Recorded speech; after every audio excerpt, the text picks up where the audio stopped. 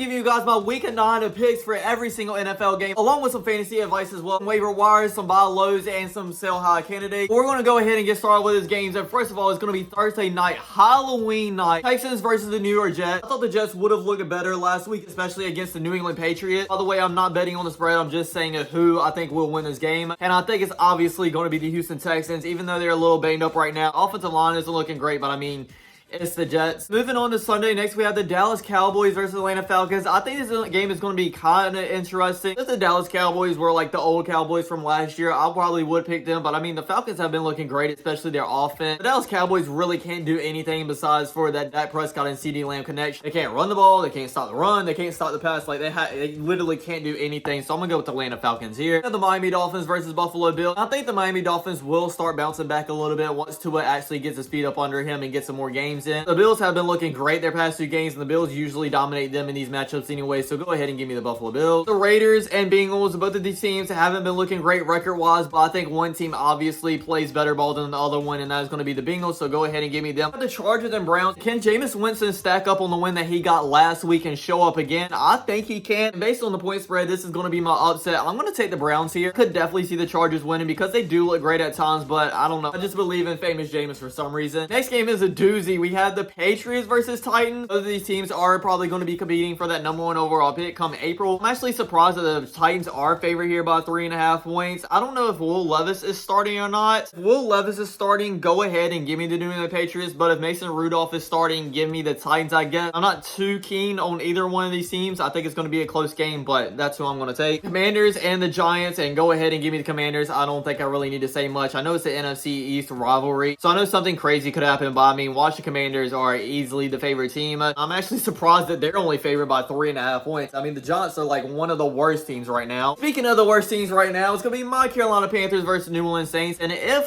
Derek Carr was still out in this game, I would think about taking the Panthers. Obviously, it's our luck that Derek Carr happens to come back the week they play us. So go ahead and give me the Saints here. We have the Denver Broncos versus Baltimore Ravens. And honestly, I think this game is going to be really close. And that's not just because I'm jumping off the Baltimore bandwagon just because they lost last week. I still think they're going to be good. It's one loss, but it's because the Denver Broncos defense has been looking great. I think they will make it difficult for Lamar Jackson. I don't know if Bo Nix and that Broncos offense is going to be able to score enough points, so go ahead and give me the Ravens for this one. We have the Jaguars versus the Eagles, and don't get me wrong, the Jaguars have actually been looking pretty good these past couple of weeks, but I mean, the Eagles are kind of looking like they're having a reassurance of their own. Jalen Hurts is playing well, not turning the ball over, and the defense is playing pretty good as well. I'm not saying that they're going to be the Super Bowl team that they had a couple years ago, but I think they're going to be a lot better than they showed at the beginning of the season, so go ahead and give me the Eagles. We have the Bears and the Cardinals. I really don't know what to think about this one because this one's going to be really close. I say this in just pretty much every one of my videos, but it's so true. I don't really know what to think about the Cardinals. They're first in the NFC West right now, and they've been looking good at times, but also at times they've been looking pretty bad, so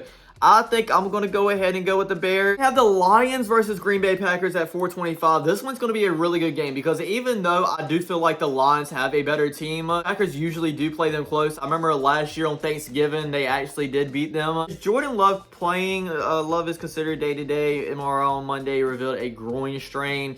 I'm going to say he does play. I'm going to take the upset. Go ahead and give me the Packers here. We have the Rams at the Seattle Seahawks. The Rams got a big-time win, but that wasn't the only thing they got big. They got Puka Nacua and Cooper Kupp back, and I think this is going to be a very different team with both of those wide receivers. I know the Seattle Seahawks at times have been looking good. At times have been looking really bad, though, especially last week. So go ahead and give me the Rams. Sunday Night Football game is going to be Colts and Vikings, and at first, I thought this was going to be a terrible game, but Anthony Richardson is sitting now, and Joe Flacco is starting. Since week 2 or 3, I have been a huge Anthony Richardson hater. It's not just because I hate Anthony Richardson. I just thought that Joe Flacco looked a lot better in this offense when he was in it. And I low-key think they might be a playoff team now, or at least pushing for the playoffs a lot more than they would have with Anthony Richardson in. I'm not jumping off the ship of the Minnesota Vikings being a really good team just yet, just because they lost last weekend. I know a lot of people are, though, but like I said, with Joe Flacco, I think this Colts team is just different. So go ahead and give me the Colts. And then on Monday Night Football, it is the Buccaneers at Chiefs. If the Buccaneers were fully healthy with Chris Godwin and Mike Evans back, I do think they could have a pretty good chance. But with all the injuries they suffered, go ahead and give me the Chiefs. But I could see this game still being decently close. Now it's time to hop into fantasy. First is going to be my waiver wire pickups of the week. I have 4 different ones. The first one is going to be Tyron Tracy Jr. He just had 23 points against a really good Pittsburgh Steelers defense. I know he is injured, so he might be out the next week. After watching the Steelers game, I'm pretty sure that everybody with eyes can tell that he is the running back one in this offense now. Now, for our next two is going to be Browns players. The first is going to be Cedric Tillman. I told you guys last week to add him. I hope y'all listened to me. If not, maybe he's on your waiver wire once again. I just wish you guys had listened to me because he scored 28.9 points this weekend. And I say pick these guys up.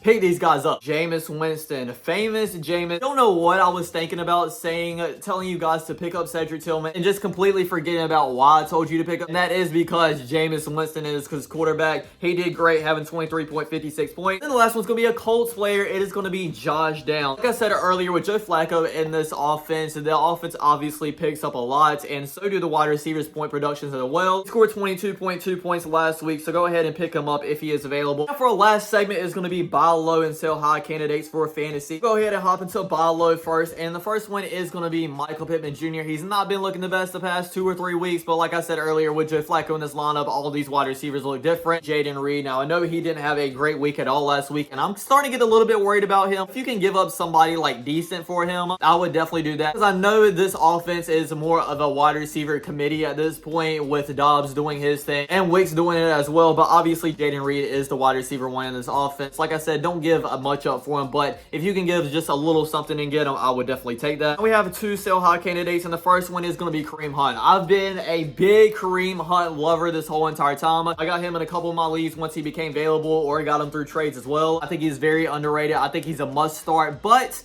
with Isaiah Pacheco coming back very soon, you might want to go ahead and sell him before his stock goes down really low and he's not worth anything and he's just sitting on your bench. And then my second sell high candidate is going to be Tank Bigsby. I actually love the way Tank Bigsby has been looking, but I'm just worried about when Travis Etienne does come back. Are they still going to look for Travis Etienne to be that running back one? I personally wouldn't, because I think Bigsby is way better and he should be the starting running back. But just in case, I will go ahead and sell him a high while his stock is up high. So that's my weekly picks, my waiver wire ads, and my sell high and buy low candidates. Thanks for watching, everybody. I really hope you enjoyed. Don't forget to like, comment, subscribe. I'll check you guys out next time. Peace.